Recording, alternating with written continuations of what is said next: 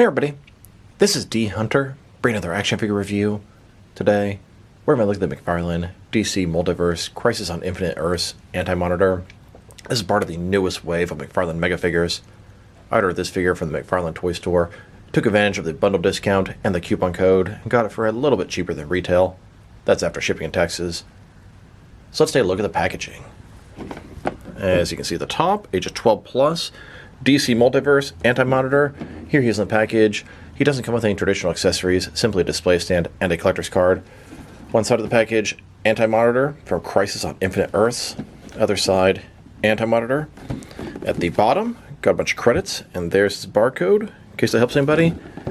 And on the back side, you can see all of the DC universe trying to take out Anti-Monitor, Crisis on Infinite Earth style.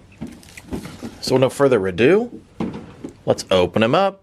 And like I said, I did get the bundle at the McFarlane toy store that consisted of Anti-Monitor and Justice Buster. Looking forward to opening both these bad boys.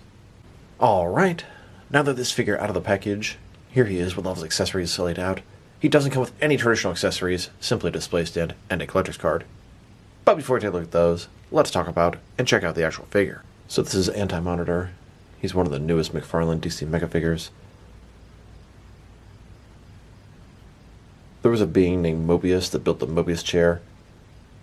He ended up finding the anti-life equation that Darkseid has been looking for his entire life. The anti-life equation merged with Mobius, turning him into Anti-Monitor. He became a destroyer, traveling from one universe to the next, consuming worlds. He caused the Crisis on Infinite Earths, destroying the multiverse, causing another DC reboot. Anti-Monitor is typically a very large villain.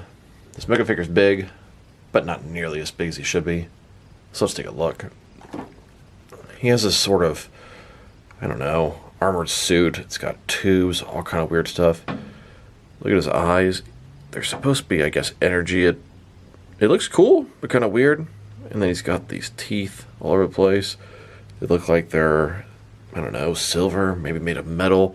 He's got these tubes all over this suit. I guess it's sort of protecting his body. Just all over the place. Tubes from one end to the other. He's got metal, silver sort of base body with armored pieces on top. Double jointed elbows, double jointed knees. Overall, it's a good looking figure, but a little bit disappointing just how small he is. But no matter how big of a Megafigure is going to be, he was never going to be this giant, massive Anti-Monitor. I remember many years ago, Mattel did like a DC Universe Classics giant Anti-Monitor at San Diego Comic-Con and raffled him off, I believe. We're not going to get something like that, but it would be kind of cool to have one that's like 2 feet tall. Still, he's a big figure. He looks good. It's kind of an important character in the DC history, but he's definitely way too small compared to other figures. Not nearly as imposing as I would expect him to be. He should be really cool with the 3-inch page punchers, though. Now, Anti-Monitor is not always a giant being. I see him interact with some other characters, and he's large, about this size. But when he's fighting all the DC heroes, he's usually giant. This is the version from Crisis on Infinite Earths.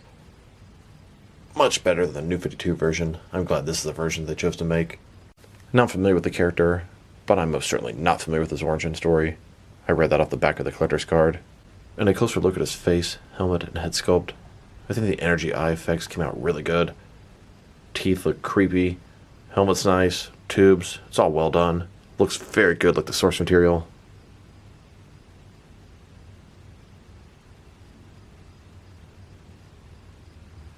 Now let's check out his accessories. No regular accessories, just the usual boring stuff. Here's a display stand. Typical McFarlane stand, black perfect circle, thin, basic.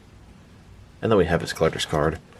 As you can see, Anti-Monitor from Crisis on Infinite Earths. You can see almost the entire DC superhero regiment taking him on. See how big he is compared to them. On the back side, there's a description. If you want to read that, go ahead and pause now. Now that we've taken a pretty good look at both the figure and his lack of accessories, now let's check out his height. From bottom to the top of his head, he's standing at about 8.9 inches tall, which you can translate to 22.5 centimeters. Now let's check out his articulation. Starting with his head here, it's got sort of a ball joint under there. You can rotate from side to side, Look forward and back a little bit. His sort of odd egg-shaped head. Articulation, good about that much. But honestly, look down. His eyes kind of leaned into this armored thing. You can cover up his mouth. Doesn't look that good unless you're looking forward, straight ahead. Shoulders, on a ball joint. These tubes kind of obstructing how far it's going to go out. It goes out less than 90 degrees, but rotate it.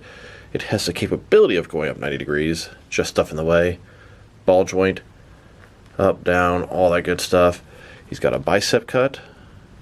And you can go really far before the tubes stop it from going. Much farther than you need to. Double jointed elbows, they go all the way in. His wrists can rotate, and it's going to be hinged. His torso, he's got two ball joints, rotate around, forward and back. Another one is waist, rotate around, forward and back. Between the two, good range of motion, nothing crazy, but as much as you're going to need. Legs, does the splits, not all the way. Once again, the tube's kind of obstructed a little bit. I mean, you can push it and really get them up there if you need to. Not a ball joint, McFarlane style hip joints. Rotation is very good on him. Legs go forward. Not too much to keep in the middle, but if you go to the side, they can kind of go out even more. He's got double jointed knees, all the way in. And then his ankles, forward and back. Tilt rock just a little bit. Rotation also just a little bit. The armor is really obstructing it. And of course, toe articulation. Here's the Justice League getting ready to take on Anti-Monitor. The entire multiverse is at stake. Anti-Monitor quickly overtakes the Justice League. He's going to destroy them all. Not only wipe out this Earth, but all the different Earths in the multiverse. And a closer look at Anti-Monitor holding both Green Lantern and Superman. They're insignificant insects for him. Now let's check him out. Next to some of their action figures, starting off with some of their Crisis on Infinite Earths figures. Here he is, next to a DC Direct Psycho Pirate. At one point, Psycho Pirate worked with or worked for Anti-Monitor, helping him achieve his goals.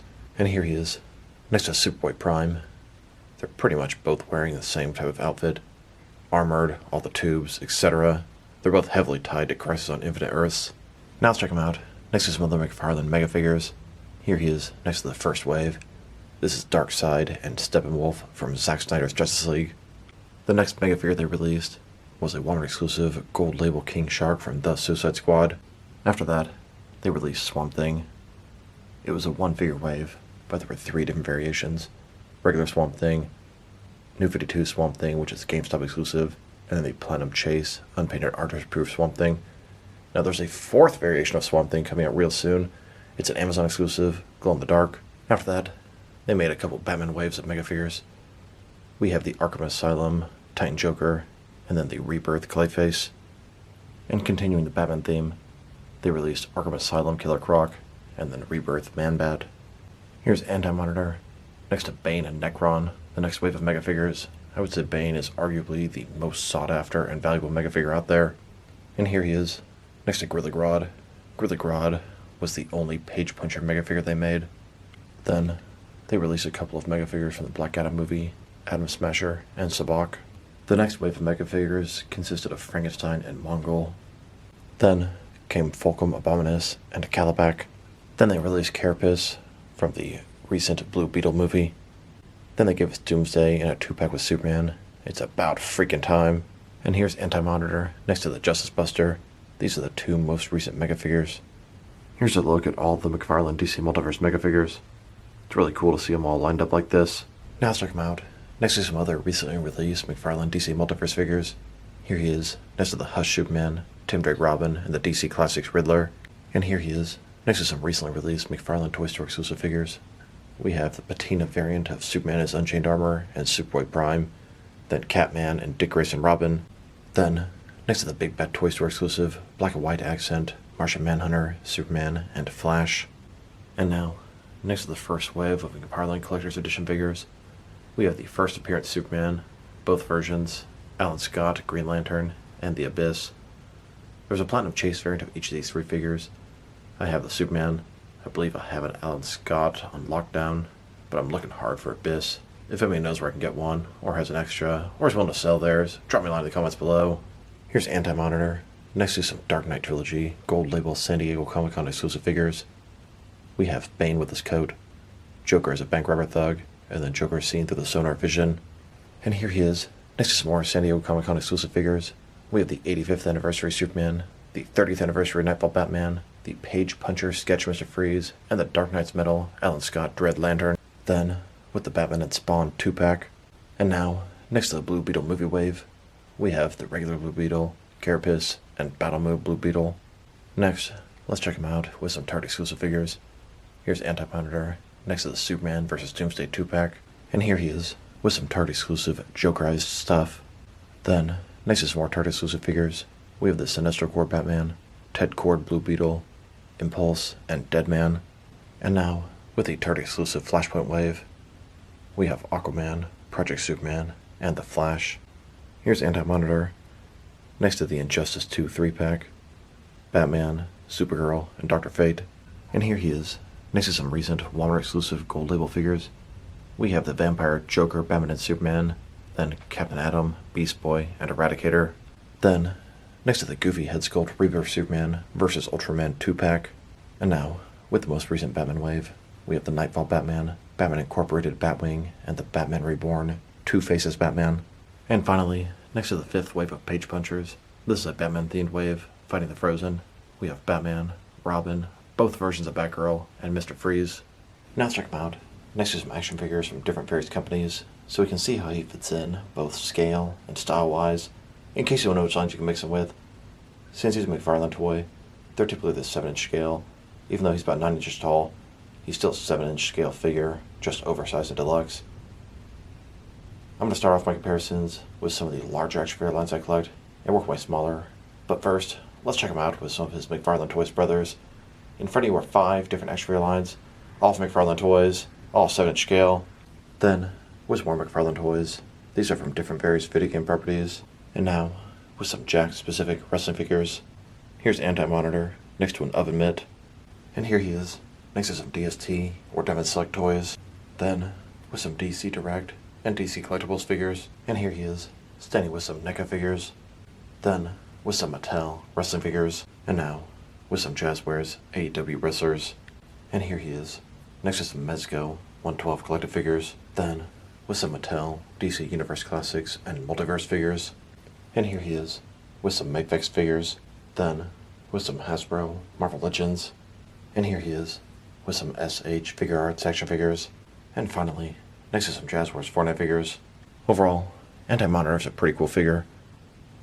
It's not a character that I have any real attachment to, but he is important in the overall DC canon. Now, I really like his head. The articulation in the neck is not that impressive, but I don't know, something about it that I just really like. It looks cool. His whole body, the articulation, it's actually quite impressive. The tubes do not obstruct anything. You can completely spin his arms, almost 360. Double jointed knees, the thigh rotation, it's all very good. The guy looks good. He moves pretty good. His accessories are non-existent. If I were to rate this guy, I'm going to give him a 7 out of 10. And maybe he deserves a little bit of a higher rating, but it's just not a character that connects with me too much, and that's influencing the rating a little bit. Still, it's a very solid release. Although, these 2 mega figures, I like the Justice Buster a bunch more. Even though this guy feels a little sturdier, a little less hollow, I'm more attached to Batman characters, and that thing is just massive. That would actually be a perfect figure to match up against this one, even though they've never encountered, to my knowledge. So this is D Hunter. Thank you guys for watching this video. If you liked the video, press like below. If you have anything you want to say about the video, add it in the comments section. If you want to see additional action figure reviews from me, press subscribe. I do appreciate when you do that. Once again, this is D Hunter. Thank you guys for watching this video, and I will talk to you guys real soon.